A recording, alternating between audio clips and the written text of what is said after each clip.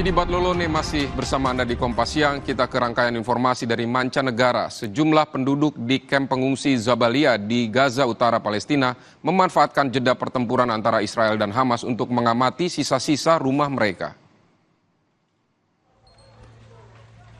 Di Jabalia yang telah menyaksikan beberapa pengeboman paling dahsyat oleh Israel selama 15 bulan terakhir, warga Palestina sedang menghadapi pemandangan kehancuran yang mengerikan.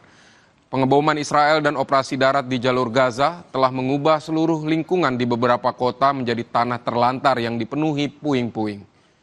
Melihat kehancuran ini, banyak kalangan menyebut diperlukan waktu puluhan tahun, bahkan lebih, untuk membangun kembali jalur Gaza Palestina.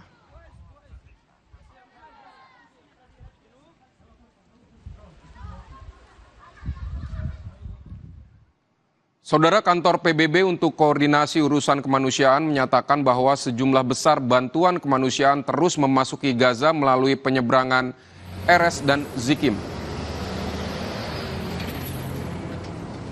Pengiriman bantuan dan pekerja kemanusiaan kini telah menjangkau daerah-daerah yang sebelumnya sulit diakses.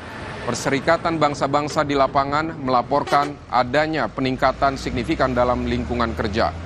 Warga Palestina di Gaza Selatan menyatakan rasa puasnya terhadap aliran bantuan dan pasokan makanan komersial ke jalur Gaza.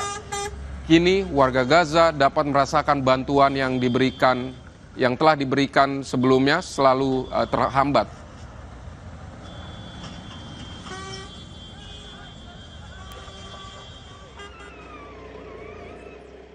Kita ke informasi lain, tak jauh dari New Jersey, Amerika Serikat, yaitu di Matuson, ada sebuah toko grocery dan restoran yang menjual berbagai produk dan masakan Indonesia yang baru berdiri 2 tahun. Toko yang dikenal dengan Ditas Market ini dikelola oleh satu keluarga asal Manado dan setiap tahun berhasil memperoleh penghargaan bisnis terbaik dari organisasi Kadin setempat. Berikut ini, saudara, liputan VOA.